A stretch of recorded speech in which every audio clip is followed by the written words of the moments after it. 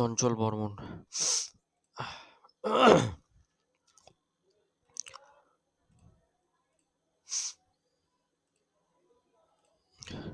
ঠিক আছে, চলো আমরা যতটা পর্যন্ত সালোক সংশ্লেষটা শেষ করেছিলাম আগের ক্লাসে, এটা শেষ করে রেকর্ড পিডিএফটা দিয়ে দেবো। ঠিক আছে, চলো।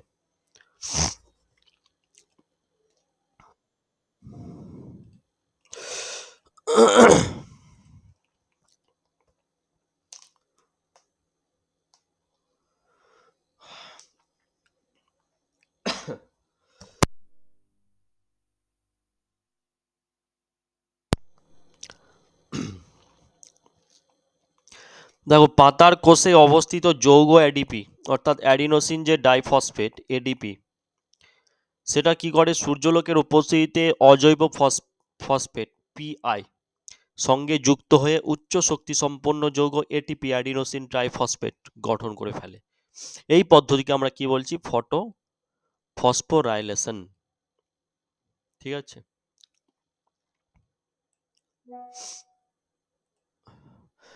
আমরা আগেই বলেছিলাম সালোক সংশ্লেষে যে আলোক দশা সম্পর্কে আলোচনা হয়েছিল, এটা অন্ধকার দশা।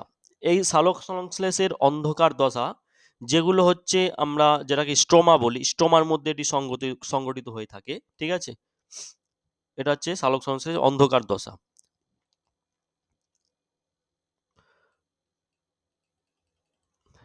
অঙ্গার আত্তীকরণ, এই পর্যায়ে বায়ুমণ্ডলের কার্বন ডাই অক্সাইড যে কোষস্থিত রাইবোলুজ রাইবোলুজ ডাইফসফেট আরইউডিপি, ঠিক আছে, আরইউডিপি, আজকাল একে রাইবোলোজ বাইফসফেট বলে সকলে জানে।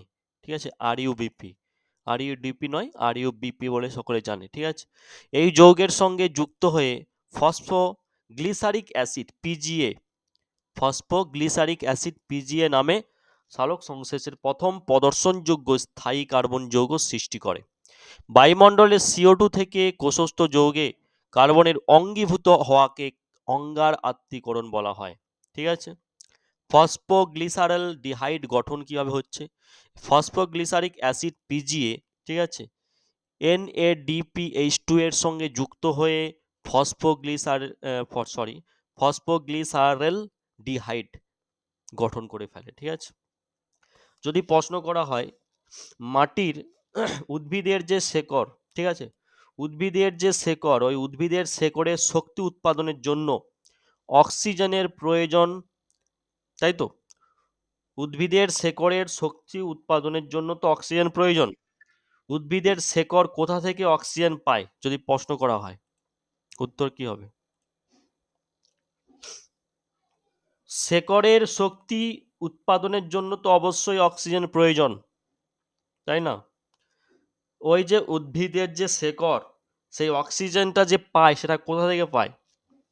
মাটির কণার মাঝের স্থান থেকে পায়, না সাইটোপ্লাজম, না স্টোমাটা, না জল? কোথা থেকে পাচ্ছে? কারোর জানা আছে? হ্যালো, সকলে রেসপন্স করবে, ঠিক আছে?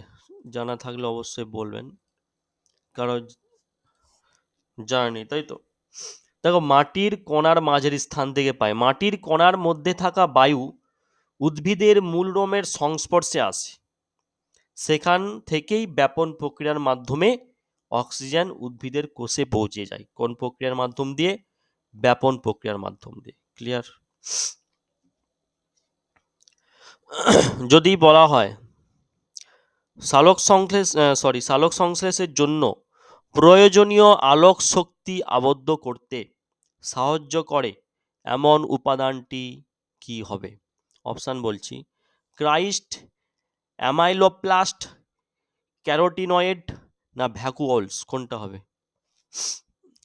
ভালো করে প্রশ্নটা শোনো। সালোক সংশ্লেষণের জন্য প্রয়োজনীয় আলোক শক্তি আবদ্ধ করতে সাহায্য করে এমন উপাদানটি নির্বাচন করতে বলা হচ্ছে। অপশানগুলো হচ্ছে ক্রাইস্ট, অ্যামাইলোপ্লাস্ট, ক্যারোটিনয়েড, না ভ্যাকুওলস? কোনটা হবে? জানা আছে কারোর? ক্যারোটিনয়েড হবে, ক্যারোটিনয়েড। ঠিক আছে,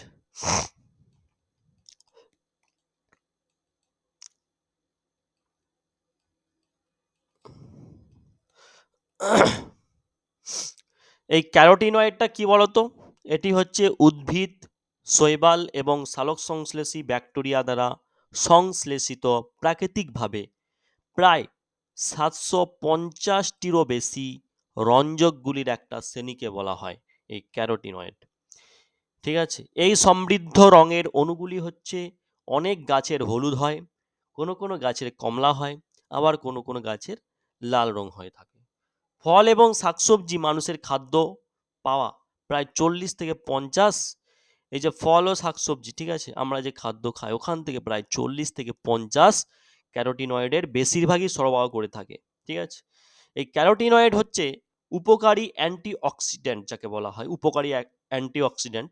এই উপকারী অ্যান্টিঅক্সিডেন্ট যা আপনাদের বা মানব শরীরে রোগ থেকে রক্ষা করতে পারে। ঠিক আছে, এবং মানব শরীরের রোগ প্রতিরোধ ক্ষমতা বাড়াতে পারে।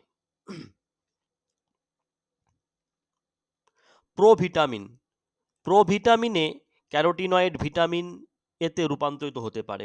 যে প্রোভিটামিন থাকে, এই প্রোভিটামিনে ক্যারোটিনয়েড ভিটামিন রূপান্তরিত হতে পারে।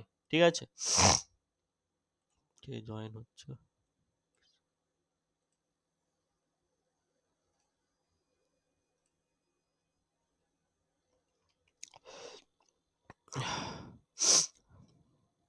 আচ্ছা, মাইটোকন্ড্রিয়নের ভেতরের যে ঝিল্লি, মাইটোকন্ড্রিয়নের যে ভেতরের ঝিল্লি, ওই ঝিল্লির ভাঁজগুলোকে কি বলা হয় বলতো? যেটা অপশানে বলেছিলাম, ক্রাইস্ট বলা হয়। কি বলা হয়? ক্রাইস্ট। ক্রাইস্ট বলা হয়। ঠিক আছে, মাইটোকন্ড্রিয়ানের ভিতরের যে ঝিল্লির ভাঁজগুলো, ওগুলোকে কি বলা হয়? আচ্ছা, আওয়াজ কি ক্লিয়ার শোনা যাচ্ছে? হ্যালো, জয়েন হতে যাচ্ছে, অনেকে জয়েন হয়ে যায় না, একটা প্রবলেম হচ্ছে, অনেকে জয়েন হওয়ার যে মেসেজটা আসে না, আওয়াজটা হচ্ছে, এখানে এসে দেখছি কোনো জয়েনের অপশন আসছে না, এই জন্য বলছি কিছু প্রবলেম হয়তো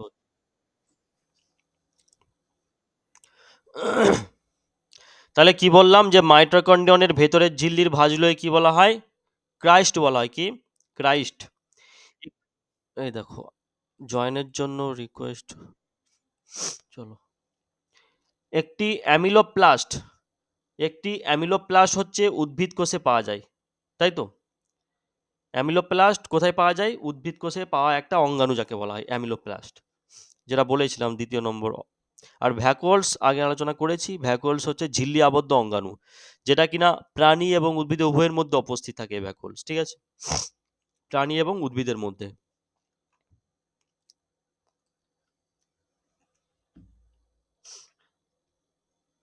এই যে কেলভিন চক্র, কার নাম অনুসারে? বিজ্ঞানী কেলভিনের নাম অনুসারে কেলভিন চক্র। এখানে আলোক দশা, অন্ধকার দশা। দেখো, আলোক দশা, এই দশা কি হয়, এই দশার যে বিক্রিয়া, সেটা হচ্ছে সূর্যালোক অপরিহার্য থাকে। এই বিক্রিয়ায় কি হয়? সূর্যালোক সবসময় অপরিহার্য থাকে। আর অন্ধকার দশার যে বিক্রিয়া, এই বিক্রিয়ায় সূর্যালোক অপরিহার্য থাকে না। আচ্ছা, আলোক দশা, এই বিক্রিয়ায় অক্সিজেন নির্গত হয়, আর অন্ধকার, এই বিক্রিয়ায় কার্বন ডাইঅক্সাইড শোষিত হয়ে থাকে। আলোক দশার ক্ষেত্রে এটিপি উৎপন্ন হচ্ছে অ্যাডিনোসিন ট্রাইফসফেট, আর অন্ধকার দশা গ্লুকোজ উৎপন্ন হচ্ছে। আলোক দশার ক্ষেত্রে এনএডিপি বিজারিত হয়, আর এই বিক্রিয়ায় অর্থাৎ অন্ধকার দশায় এনএডিপি জারিত হয়। আলোক দশার ক্ষেত্রে ক্লোরোপ্লাস্টের গ্রানা অঞ্চলে ঘটে থাকে এটি, আর এই বিক্রিয়ার ক্লোরোপ্লাস্টের স্ট্রোমাতে ঘটে থাকে। আলোক আর অন্ধকার আগে যেটা বলেছিলাম।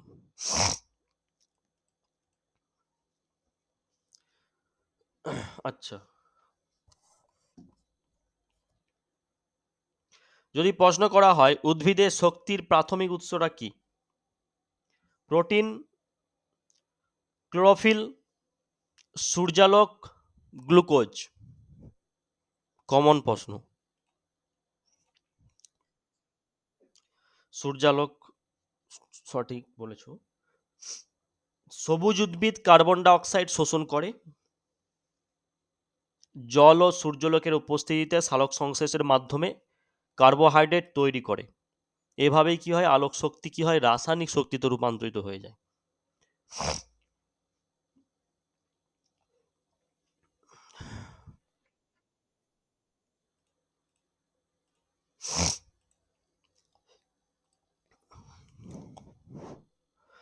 এই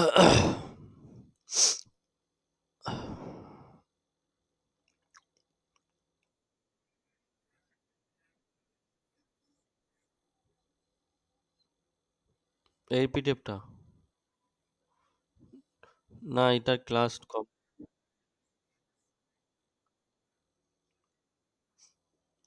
দেয়নি। এইটা আজকে হলে সাকসেস ক্লিয়ার হয়ে যাবে, তাহলে একটা রেকর্ড আগের ক্লাস হয়েছিল একসঙ্গে দিয়ে দেবো। আলাদা আলাদা দিতে অসুবিধা হয়, সেক্ষেত্রে গুলিয়ে যায় অনেক ক্ষেত্রে। একসঙ্গে হয়ে গেলে দিয়ে দেবো পার্ট পার্ট, ঠিক আছে। নিচের কোনটি ক্লোরোফিলের মধ্যে থাকে না? Magnesium, nitrogen, potassium, carbon. ক্লোরোফিলের মধ্যে কোনটা থাকে না? জানা আছে কারোর? Magnesium, nitrogen, potassium, carbon.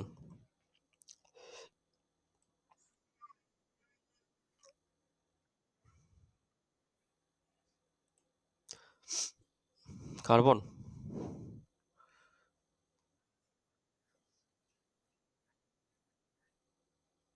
না না, পটাশিয়াম। দেখো, এমনভাবে প্রস্তুতি নাও যেটা তুমি পড়ছো বা যেটা শুনছো সেটাকে ভেবে নাও যে এটা পরীক্ষায় আসবে। তাহলে কি হয়, সেটার প্রতি একটু আকর্ষণ বাড়বে অবশ্যই, সেই সেই টপিকটার উপর। ঠিক আছে, সেক্ষেত্রে পড়তেও ভালো লাগবে আর মাথায় ঢুকেও যাবে। আর তুমি যেটাকে অবহেলা করবে, যেটা আসবে না, কখনো মাথায় ঢোকানোর চেষ্টাও করবে না কেউ। তাই যেটা পড়ছো, যেটা শুনছো, যেটা পড়ানো হচ্ছে, ভেবে নাও যে এটা পরীক্ষায় এসে গেছে। সেই অনুযায়ী আমাকে প্রিপারেশন নিতে হবে, শুনতে হবে। ঠিক আছে।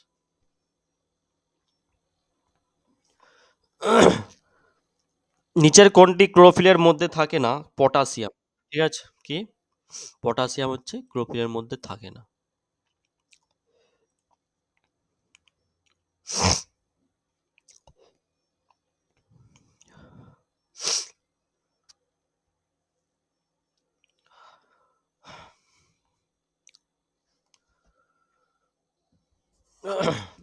আচ্ছা, যদি প্রশ্ন করা হয় নিচে উল্লেখিত কোনটি উদ্ভিদ সংরক্ষণ ইনসুটি পদ্ধতি নয়? তোমরা জানো ইনসুটি আর এক্সুটি সংরক্ষণ আছে না? নেই? ইনসুটি আর এক্সুটি পড়েছো তো সকলে পরিবেশে? পড়নি কে কে আছো? ইনসুটি এক্সুটি। ইনসুটি এক্সুটি কি জিনিসটা? ইন মানে কি বলো তো? ইংরাজিতে প্রিপোজিশনে যখন হয়, বার থেকে একজন ভেতরে প্রবেশ করছে, ড্যাশ পূরণ যদি প্রিপোজিশনে দেয়, ওখানে কি বসে? ইন বসে। অর্থাৎ ভিতরে প্রবেশ করার ক্ষেত্রে ইন বসতিছে। সেম, ইন মানে কি? ভেতর, মধ্যে। ঠিক আছে, অর্থাৎ ইন, এখানে ইনসুটি বলতে যেগুলোকে, দেখো, নিজের বাসস্থান অর্থাৎ অভয়ারণ্য, ঠিক আছে, পশু পাখিরা যেসব বাসস্থানে নিজেরা বসবাস করছে, ঠিক আছে, সেক্ষেত্রে সেগুলো হচ্ছে ইনসুটি সংরক্ষণ। ঠিক আছে। এক্সুটি সংরক্ষণ কোনটা বলো তো? এই যে চিড়িয়াখানা, ঠিক আছে, এগুলো যে নিয়ে এসে সংরক্ষণ করা হচ্ছে, এগুলোকে বলা হয় এক্সুটি সংরক্ষণ। প্রাণীর ক্ষেত্রে যেরকম আছে, উদ্ভিদের ক্ষেত্রেও সেরকম আছে। উদ্ভিদের ক্ষেত্রে সংরক্ষণ আমরা দেখেছি যে প্রাণীদের ক্ষেত্রে আরো যেটা এক্সুটি সংরক্ষণের মধ্যে, ইনসুটি সংরক্ষণের মধ্যে পড়েছে, সেটা হচ্ছে বন্যপ্রাণী অভয়ারণ্য। ঠিক আছে। আমাদের প্রশ্ন করা হচ্ছে উদ্ভিদ থেকে যে নিচে উল্লেখিত কোনটি উদ্ভিদ সংরক্ষণ ইনসুটি পদ্ধতি নয়? অর্থাৎ বায়োস্ফিয়ার রিজার্ভ, বোটানিক্যাল গার্ডেন, বন্যপ্রাণী অভয়ারণ্য, জাতীয় উদ্যান।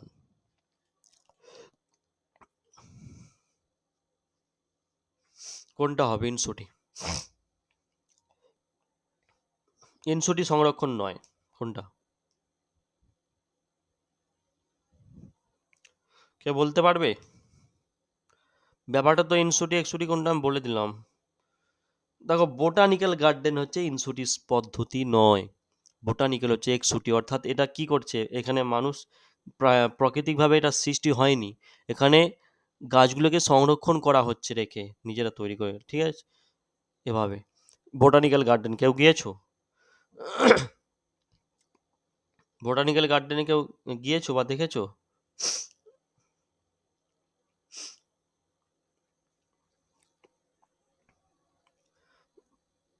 দেখো, বায়োস্ফিয়ার রিজার্ভ, জাতীয় উদ্যান, বন্যপ্রাণী অভয়ারণ্য, এগুলো সব হচ্ছে ইনসুটি সংরক্ষণের মধ্যে পড়ছে, ঠিক আছে। তারপরে দেখো, রাত্রে সালোকসংশ্লেষ হয় না, তখন উদ্ভিদের মধ্যে কি ঘটে? খুবই একটা গুরুত্বপূর্ণ টপিক। রাত্রে কিন্তু সালোকসংশ্লেষ হয় না, রাত্রে সালোকসংশ্লেষ হয় না। এই সময় ডায়াস্টেজ নামে উৎসেচকের প্রভাবে, কি, ডায়াস্টেজ নামক উৎসেচকের প্রভাবে শ্বেতসার আবার তরল এবং দ্রবণীয় গ্লুকোজে পরিণত হয়ে উদ্ভিদদের বিভিন্ন অঙ্গের কোষে কোষে পরিবেশিত হয়, ঠিক আছে। আচ্ছা, 1 মিনিট ওয়েট করো।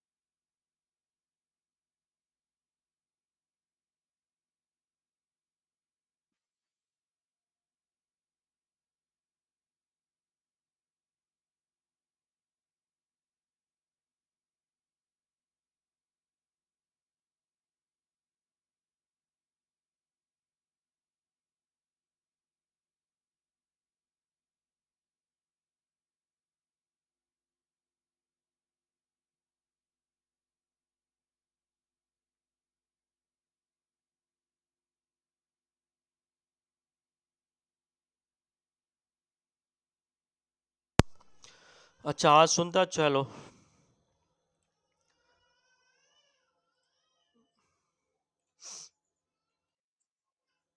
আচ্ছা, কোথায় আলোচনা হয়েছিল? এখানে, তাই তো?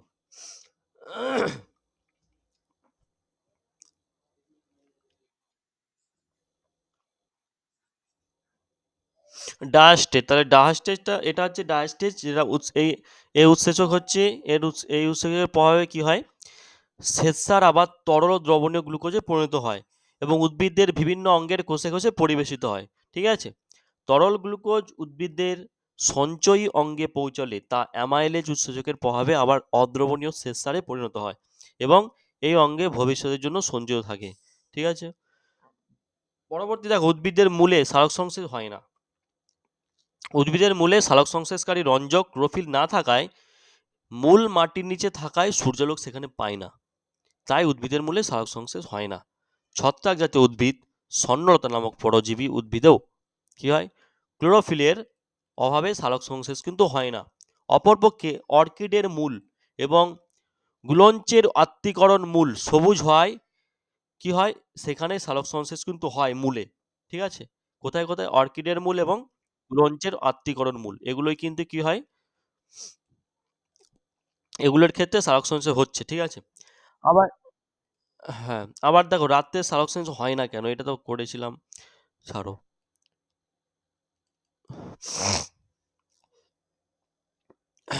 দেখো, রাত্রে সালোকসংশ্লেষ হয় না কারণ এখানে আরেকটা ডিটেলসে তুলে ধরা হয়েছে, যে সালোকসংশ্লেষ প্রক্রিয়ার জন্য যে শক্তির প্রয়োজন তার প্রধান উৎস কিন্তু সূর্যালোক। সূর্যালোকের ফোটন কণা ক্লোরোফিলকে সক্রিয় করে তোলে। সূর্যালোকের উপস্থিতিতেই ফটোলাইসিস, ফটোফসফোরাইলেশন প্রক্রিয়াটি ঘটে থাকে, সূর্যালোকের উপস্থিতিতে ঘটে, তাছাড়া নয়। এই দুটো, ঠিক আছে। সুতরাং সূর্যালোকের অনুপস্থিতিতে অর্থাৎ অন্ধকার সালোকসংশ্লেষ হওয়া সম্ভব নয়। এটি সূর্যালোকের অনুপস্থিতি অর্থাৎ অন্ধকার ক্ষেত্রে সালোকসংশ্লেষ কখনো হতে পারে না। কৃত্রিম আলোকে সালোকসংশ্লেষ ঘটতে পারে, যদি তার তীব্রতা বেশি থাকে তখন হয়, কিন্তু তাদের সালোকসংশ্লেষের হার অনেক কম হয়ে থাকে। ক্লিয়ার? অঙ্গার আত্তীকরণটা কি? যে প্রক্রিয়ায় বায়ুমণ্ডলের কার্বন ডাই অক্সাইডের কার্বন অর্থাৎ অঙ্গার কোষস্থ যৌগের যেটা গ্লুকোজে অঙ্গীভূত হয় সেটাকে বলা হয় অঙ্গার আত্তীকরণ। ঠিক আছে। আচ্ছা, যদি প্রশ্ন করা হয়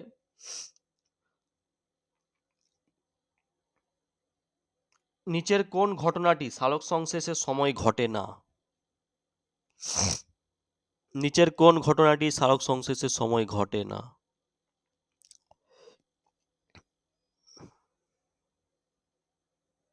অপশান দিচ্ছি, নোট করবে। জলের অণুর বিদারণ, আলোক শক্তির শোষণ, কার্বন ডাই অক্সাইডের হ্রাস ঘটে এবং অক্সিজেনের শোষণ। কোনটা সালোক সংশ্লেষের সময় ঘটে না?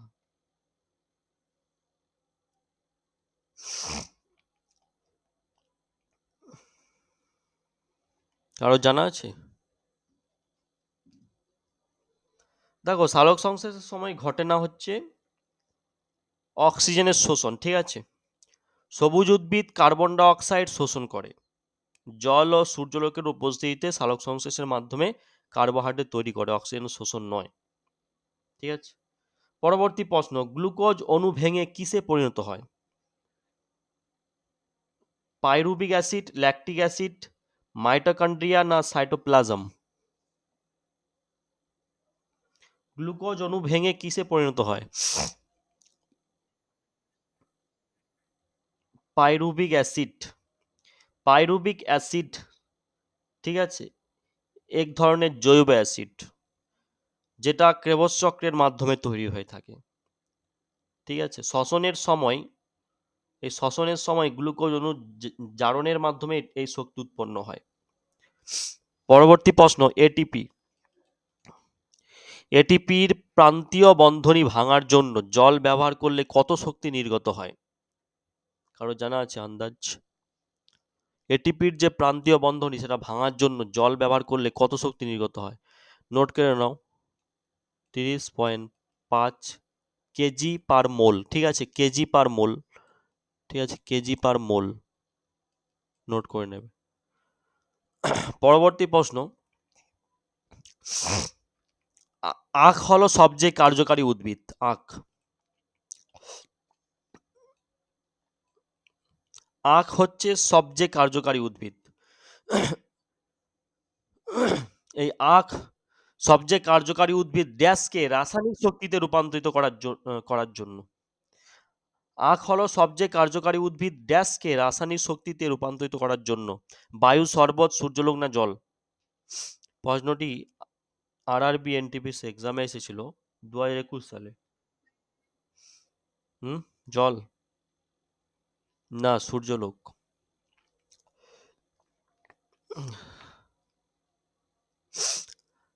স্যাকারাম অফিসিনারাম এক ধরনের এই আখ, আখের বিজ্ঞানসম্মত নাম কি? আখের বিজ্ঞানসম্মত নাম কি? জানা আছে কারো?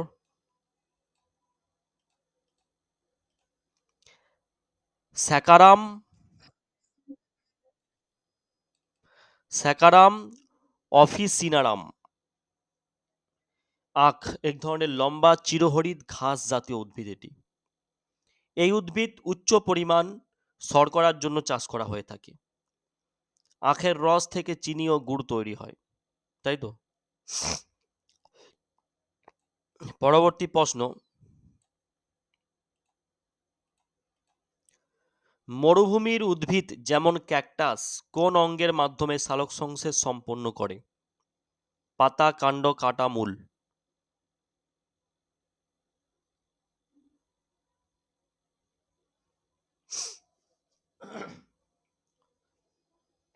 কারণ মরুভূমির উদ্ভিদ যেমন ক্যাকটাস,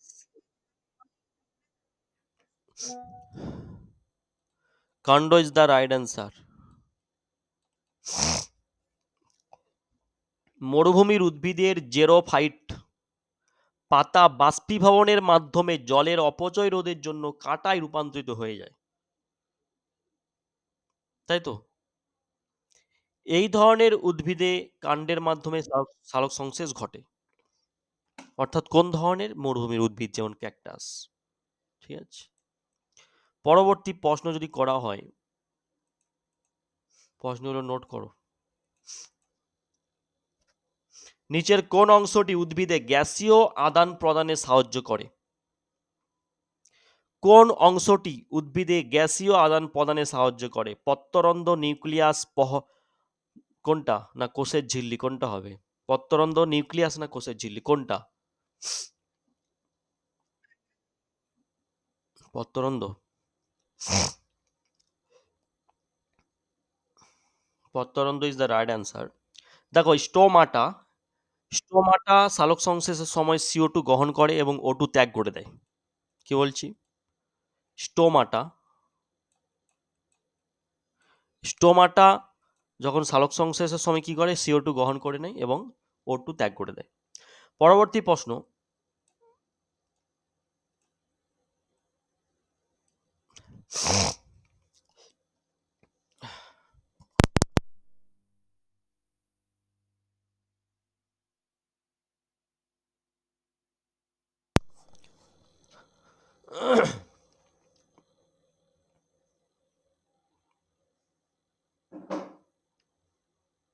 কোষের কোথায় গ্লুকোজ থেকে পাইরুভেট তৈরি হয়?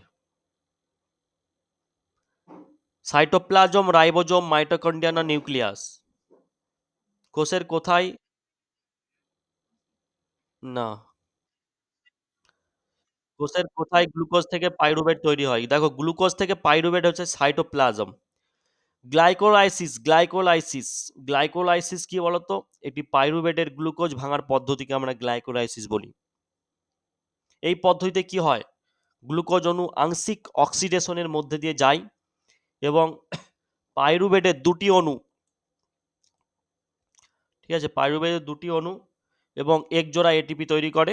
এটি কোষের সাইটোপ্লাজমের ভিতরে ঘটে থাকে সবসময়। ঠিক আছে।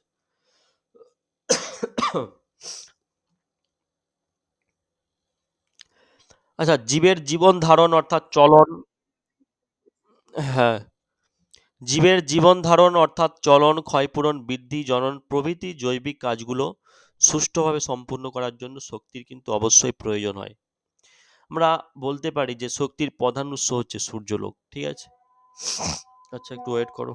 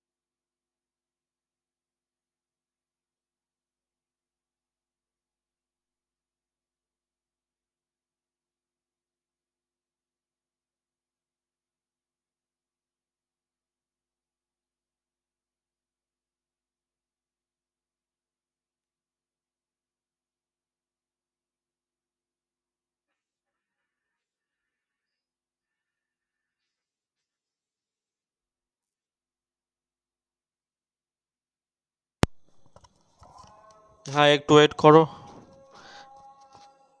শুরু করছি।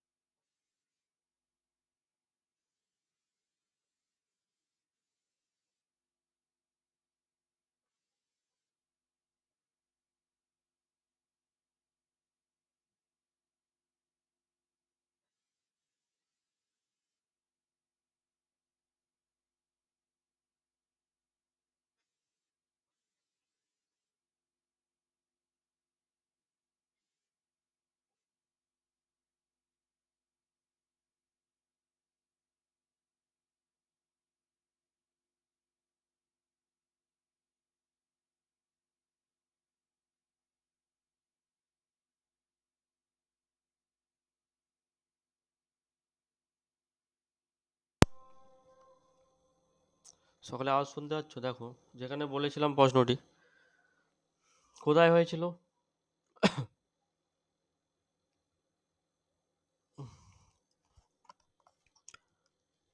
সালোক সংশ্লেষের সময় উদ্ভিদ সৌরশক্তিকে শর্করা জাতীয় খাদ্যবস্তুর মধ্যে স্থিতিশক্তিরূপে সঞ্চয় করে রাখে সবসময়। দেখো, শ্বসনের সময় কি হয়, জীবদেহে এই স্থিতিশক্তি রাসায়নিক শক্তিতে অর্থাৎ এটিপি হিসাবে তাপরূপে মুক্ত হয় এবং জীবের বিভিন্ন শারীরবৃত্তীয় কাজের জন্য প্রয়োজনীয় শক্তি কিন্তু যোগান দেয়। সজীব কোষে যে সাইটোপ্লাজম এবং মাইটোকন্ড্রিয়া, সাইটোপ্লাজম এবং এই মাইটোকন্ড্রিয়াতে শ্বসন প্রক্রিয়া কিন্তু সম্পূর্ণ হয়ে থাকে। ঠিক আছে। আচ্ছা, যদি প্রশ্ন করা হয় যে শ্বসন, হ্যাঁ বলুন।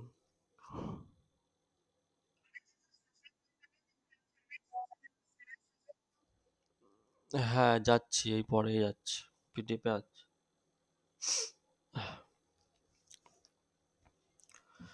আচ্ছা, যদি প্রশ্ন করা হয় যে শ্বসনতন্ত্রের কোন অংশটির জন্য এয়ার প্যাসেজ ভেঙে পড়ে না? Air passage.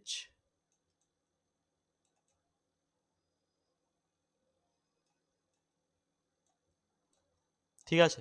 শ্বসনতন্ত্রের কোন অংশটির জন্য এয়ার প্যাসেজ ভেঙে পড়ে না?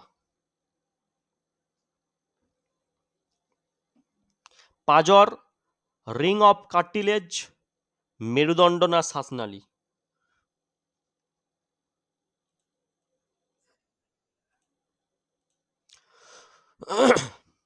সকলে উত্তর দাও।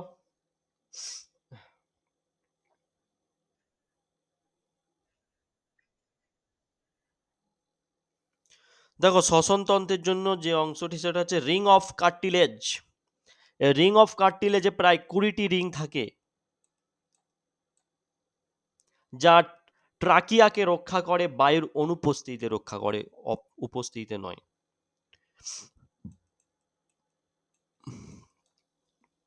যদি প্রশ্ন করা হয় উদ্ভিদের ক্ষেত্রে নিম্নলিখিতগুলির মধ্যে কোন গুরুত্বপূর্ণ ঘটনাটি দিনের বেলা ঘটে? CO2 মুক্তি, O3 মুক্তি, O2 মুক্তি, CO মুক্তি? কোনটা হবে? মানে কিসের মুক্তি ঘটছে উদ্ভিদের ক্ষেত্রে? বললাম কোন কোন গুরুত্বপূর্ণ ঘটনাটি দিনের বেলা ঘটে। CO2 কে বলেছে?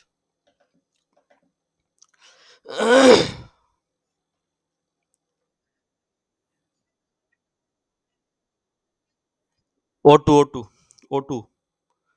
হ্যাঁ, হ্যাঁ, এই জন্য তো বললাম দিনের বেলায় পাতায় অক্সিজেন উৎপন্ন হচ্ছে না। দিনের বেলায় যে সালোক সংশ্লেষই হয় এই জন্যই তো, রাতের বেলায় সালোক সংশ্লেষ হয় না। তাই পাতা কি করে, অক্সিজেনের কিছু অংশ শ্বাস প্রশ্বাসের জন্য ব্যবহার করে নেয় এবং বাকিটা বাতাসে ছড়িয়ে পড়ে। ঠিক আছে। পাতায় শ্বাস প্রশ্বাসের সময় যে কার্বন ডাই অক্সাইড উৎপন্ন হয় তাও কিন্তু সালোক সংশ্লেষে ব্যবহৃত হয়ে থাকে। ঠিক আছে। আচ্ছা, শ্বসনের প্রথম ধাপে অবাত ও সবাত পদ্ধতিতে উৎপন্ন সাধারণ প্রাথমিক পণ্যটি কি? আমরা যদি লক্ষ্য করি শ্বসনের প্রকারভেদের দিকে, শ্বসনের সময় যে অক্সিজেনের যে প্রয়োজনীয়তার ভিত্তিতে শ্বসনকে আমরা দুভাগে ভাগ করে নিচ্ছি। একটা হচ্ছে সবাত শ্বসন, একটা হচ্ছে অবাত শ্বসন। এখান থেকে যে চলন আর গমন, চলনের জীব সামগ্রিকভাবে স্থান পরিবর্তন করে না, আর গমনের জীব স্থান পরিবর্তন করে নেয়। ঠিক আছে। কোনো নির্দিষ্ট স্থানে আবদ্ধ থেকেও চলন সম্ভব হয়, কোনো নির্দিষ্ট স্থানে আবদ্ধ থেকে গমন কিন্তু কখনো সম্ভব নয়। চলনে কি হয়, জীবদের অঙ্গ বিশেষের সঞ্চালন ঘটে এখানে, আর গমনে সমগ্র জীবদের সঞ্চার ঘটে। গমন ছাড়াও চলন সম্ভব, কিন্তু চলন ছাড়া গমন সম্ভব নয়। বুঝতে পেরেছ? সমস্ত জীবদেহেই চলন লক্ষ্য করা যায়, সমস্ত জীবদেহে। আর কিছু কিছু নিম্ন শ্রেণীর উদ্ভিদ প্রায় সমস্ত প্রাণীর ক্ষেত্রেই গমন কিন্তু লক্ষ্য করা যায়। যে প্রশ্নটা করেছিলাম, শ্বসনের প্রথম ধাপে অবাত শ্বসন ও সবাত শ্বসনের পদ্ধতি উৎপন্ন সাধারণ প্রাথমিক পণ্যটি কি? পাইরুভেট, ইথানল, ল্যাকটিক অ্যাসিড না জল?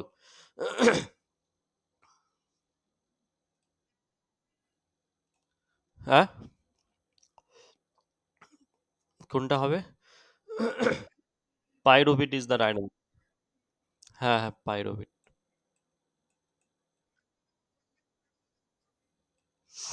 পাইরোভিট সঠিক আনসার।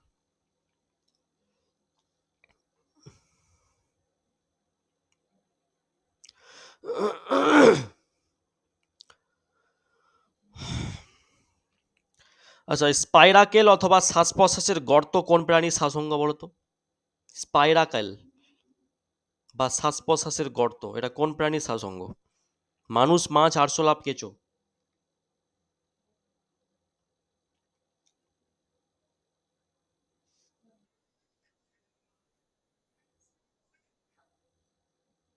আরশোলা। আরশোলা ইজ দ্য রাইট অ্যান্সার। দেখো, স্পাইরাকল হলো পোকামাকড়ের শ্বাসনালী ছিদ্র। এগুলি হলো পোকামাকড় ও আমরা যে আরো দেখি মাকড়সার বহিকঙ্কাল, ওই বহিকঙ্কালের খোলা অংশ যেখানে বাতাস শ্বাসনালীতে প্রবেশ করতে পারে। আরশোলার প্রধান শ্বাসঙ্গ হচ্ছে কি, কে বলতে পারবে? আরশোলার প্রধান শ্বাসঙ্গের নাম কি?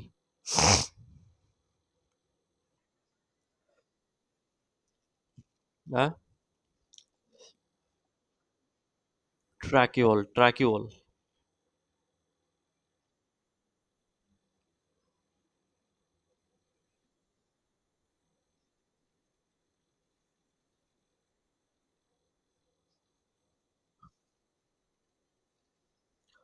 ট্র্যাকিওল নোট করে নেবেন। ট্রাকি আবার ট্রাকিওল, এটা মনে রাখবে। ট্রাকি আবার ট্রাকিওল। আচ্ছা, মানব শরীরে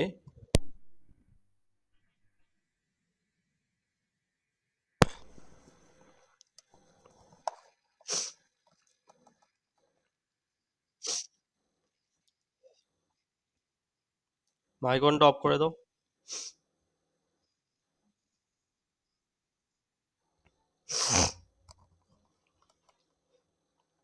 আচ্ছা, ধূমপান স্বাস্থ্যের জন্য ক্ষতিকারক কেন?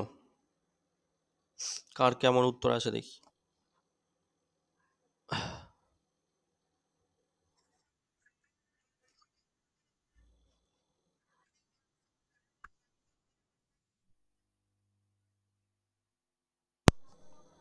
সকলে উত্তর দাও দেখি। ধূমপান স্বাস্থ্যের পক্ষে ক্ষতিকারক কেন?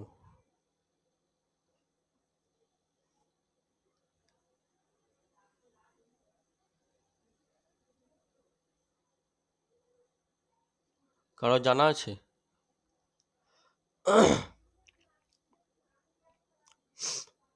দেখো, তামাক মূলত কি হয়, তামাক জাতীয় যেগুলো সেগুলো হচ্ছে হৃৎপিণ্ড, লিভার, ফুসফুসকে কি করে, আক্রান্ত করে দেয়, তাই তো? ধূমপানের ফলে হার্ট অ্যাটাক হয়, স্ট্রোক হয়, তাই তো? এগুলো হয়ে থাকে, ক্যান্সারও হয়ে থাকে। হ্যাঁ, ক্যান্সার। এছাড়াও আমরা যে দেখি ধূমপান কি করে, শ্বাসনালীতে সিলিয়া ধ্বংস করতে পারে। শ্বাসনালীতে যে সিলিয়া থাকে সেটাকে ধ্বংস করতে পারে, যা ফুসফুস থেকে ময়লা এবং শ্লেষ্মা বের করে রাখে। ঠিক আছে। আচ্ছা, আমরা যদি দেখি পরবর্তী প্রশ্ন চলে যাও। বিশ্রামরত অবস্থায় একজন প্রাপ্তবয়স্ক ব্যক্তি প্রতি মিনিটে কতবার শ্বাস প্রশ্বাস ত্যাগ করে?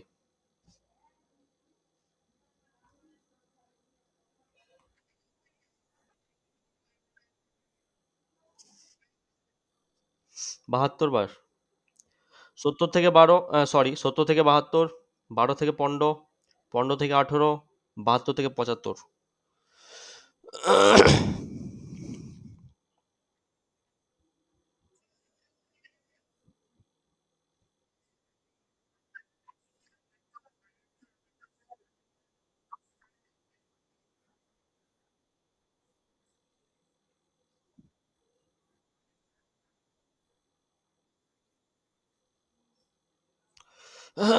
15 থেকে 18 যে বলেছো সঠিক অ্যান্সার। দেখো, স্বাভাবিক স্বাস্থ্যবান মানুষ প্রতি মিনিটে 15 থেকে 18 বার শ্বাস প্রশ্বাস নেয়, অর্থাৎ 24 ঘন্টা একজন স্বাভাবিক স্বাস্থ্যবান মানুষ প্রায় 23,040 অর্থাৎ 30,240 বার শ্বাস প্রশ্বাস নিচ্ছে। তবে আমরা যদি দেখি বয়স, লিঙ্গ, শারীরিক অবস্থান, পরিবেশগত অবস্থান, আরও অন্যান্য কারণে কিন্তু এই যে সংখ্যা আমি বললাম না, 15 থেকে 18 বার বা 23,040 থেকে 30,240, এগুলো কিন্তু পাল্টে যেতে পারে। ঠিক আছে।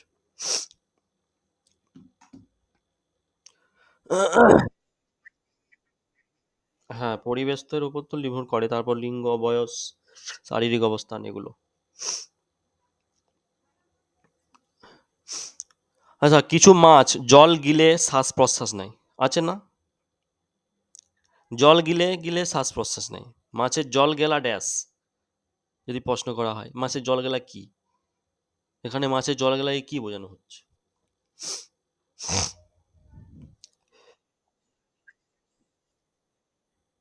না, জল এখানে প্রতি মিনিটে স্থলজ প্রাণীর শ্বাস নেওয়ার হার থেকে বেশি, অর্থাৎ জলে অক্সিজেনের পরিমাণ কম, তাই বেশি করে জল গ্রহণের মাধ্যমে এটি তারা করে থাকে। ক্লিয়ার? অক্সিজেন ছাড়া কোন প্রাণী বাঁচতে পারে না বলো তো? অক্সিজেন ছাড়া কোন প্রাণী বাঁচতে পারে না, জানা আছে কারো?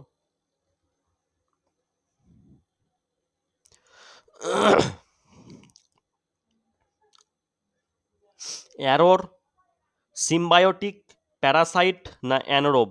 অ্যানারোব কোনটা হবে? Aerobe, symbiotic, parasite, অ্যানারোব?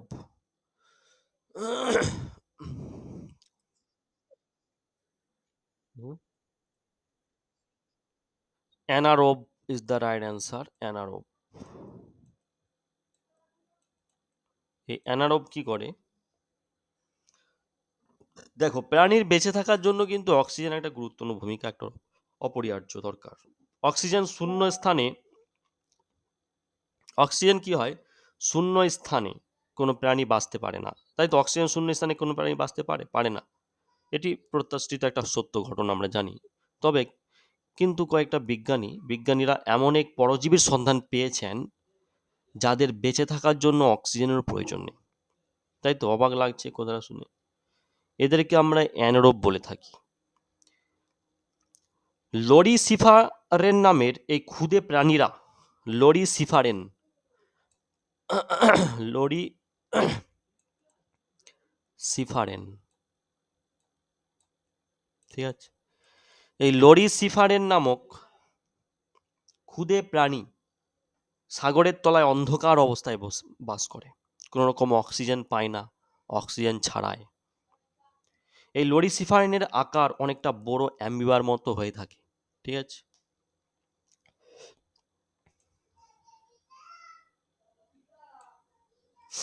যদি প্রশ্ন করা হয়, ব্যাঙের ব্যাঙ এর মানুষের মতন ফুসফুস আছে, এছাড়া আর কোন অঙ্গ দিয়ে ব্যাঙ শ্বাস প্রশ্বাস গ্রহণ করে?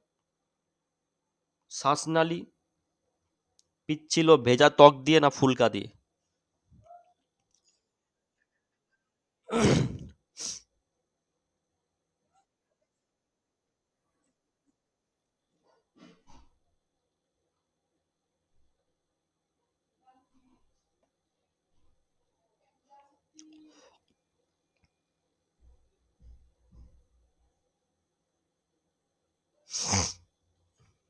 পিচ্ছিল ভেজা ত্বক, যারা বলেছো সঠিক অ্যান্সার।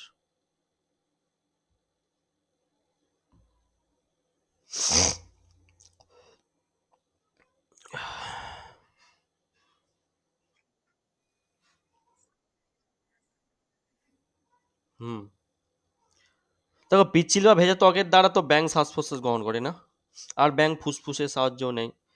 তারপরে যদি আমরা প্রশ্ন দেখি, কোন অঙ্গ দ্বারা মানব শরীরে অক্সিজেন প্রবেশ করে? কোন অঙ্গ দ্বারা মানব শরীরে অক্সিজেন প্রবেশ করে বলো তো? কারো জানা আছে? কোন অঙ্গ দ্বারা মানব শরীরে অক্সিজেন প্রবেশ করে? হ্যাঁ, মাইক্রোফোনটা অফ করে দাও। মাইক্রোফোনটা কে চালিয়ে রেখেছো, একটু অফ করে দাও।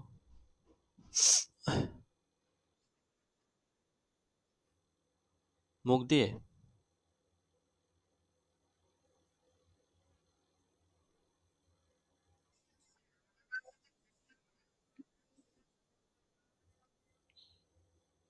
নাসিকা ছিদ্র, নাসিকা ছিদ্র।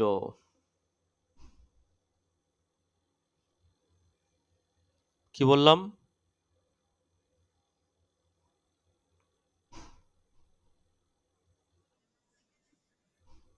হুম।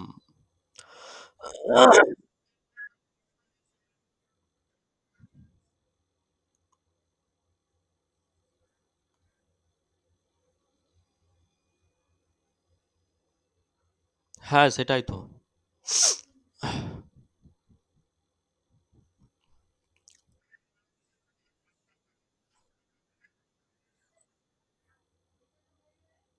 কি বলছো?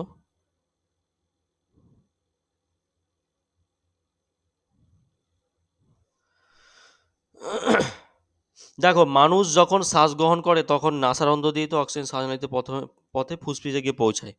ফুসফুসের অ্যালভিওলাস, ফুসফুসের যে অ্যালভিওলাস, ঠিক আছে, ফুসফুসের অ্যালভিওলাস ও রক্তচাপের পার্থক্যের জন্য অক্সিজেন ব্যাপন প্রক্রিয়ায় ধমনীর রক্তে প্রবেশ করে এবং দেহের কোষগুলোতে পৌঁছায়।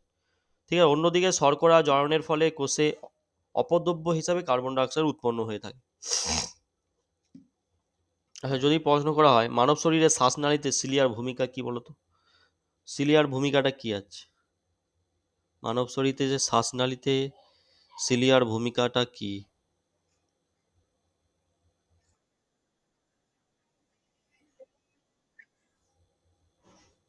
হুম।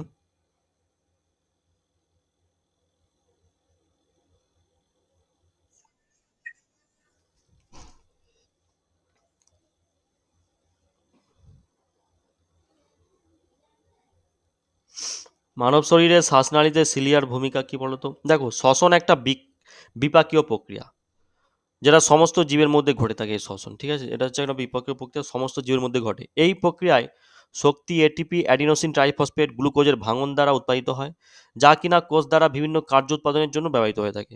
এই ধাপে কি হয় না, এনজাইমগুলি গ্লুকোজের একটি অণুকে পাইরুভেটের দুটি অণুতে বিভক্ত করে দেয়, যেটা এটিপিতে স্থানান্তরিত শক্তি প্রকাশ করে ফেলে। ঠিক আছে, এ বিষয়ে তেমন আলোচনা নয়, চলো। শ্বসন কতগুলি অক্সিজেন অণু, এক অণু গ্লুকোজের সহিত সঞ্চিত থাকে?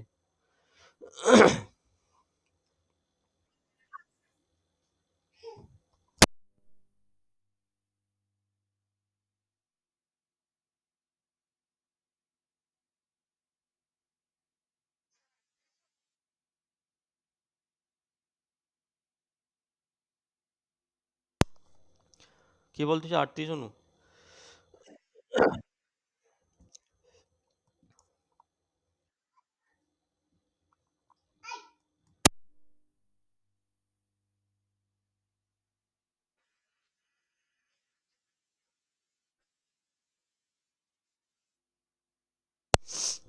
38 অণু, তাই তো?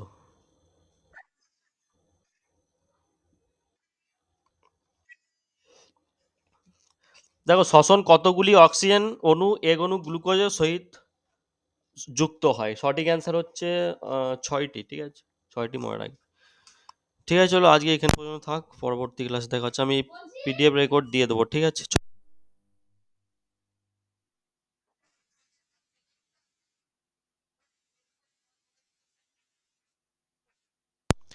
ঠিক আছে, আমি ক্লিন করে দিয়ে দিচ্ছি। সে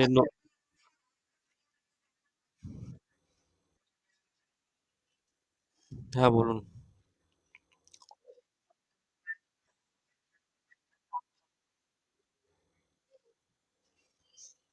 হ্যাঁ, ভালো করে বলো।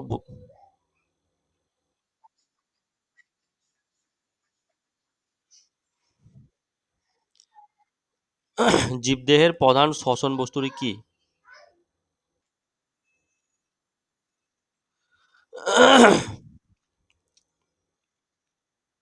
কোন এক্সাম দেবে তুমি?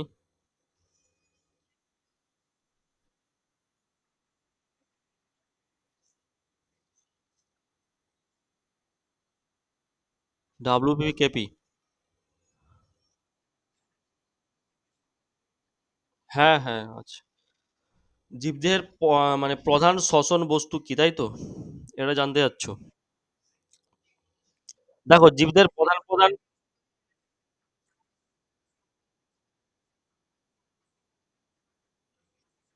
জীবদের প্রধান শ্বসন বস্তু কি? অক্সিজেন। মানবদের শ্বসন মানবদের শ্বসনতন্ত্রের প্রধান অঙ্গ হচ্ছে ফুসফুস। শ্বসন হচ্ছে একটা বিপাকীয় ক্রিয়া, এটা সবসময় মাথায় রাখতে হবে। বিপাকীয় ক্রিয়া।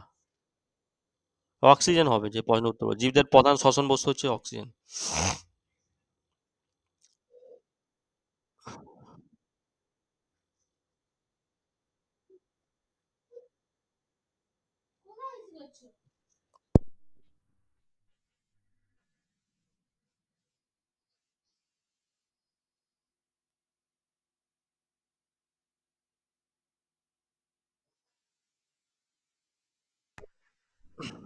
কালকের ম্যাথ ক্লাসের?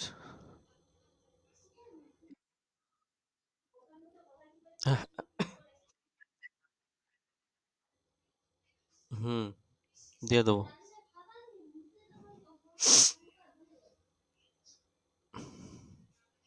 রেকর্ড দিয়ে দেবো, রেকর্ড আছে। মানে ওটা পিডিএফটা ক্লিয়ার হয়নি তো, আর কিছু বাকি আছে। পাঁচটা হয়েছিল না? কটা প্রশ্ন হয়েছিল? পাঁচটা হয়েছিল, আর 15টা প্রশ্ন। 15টা প্রশ্ন ওখানে আছে তো, এটা একটা ক্লাসে ক্লিয়ার হয়ে যাবে কাল, তখন দিয়ে দেবো। টপিক না ক্লিয়ার হলে পিডিএফটা।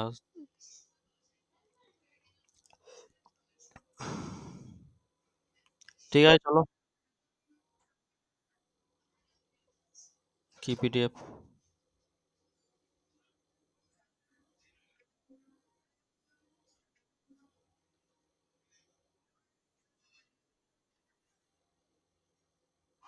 পরমাণুর গঠন? হ্যাঁ, করেছিলাম। করানো হয়েছিল এটা। দেখ,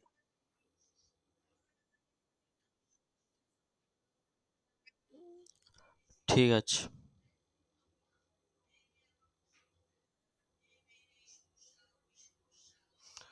ঠিক আছে, চলো, এখানে পর্যন্ত থাকো, চলো।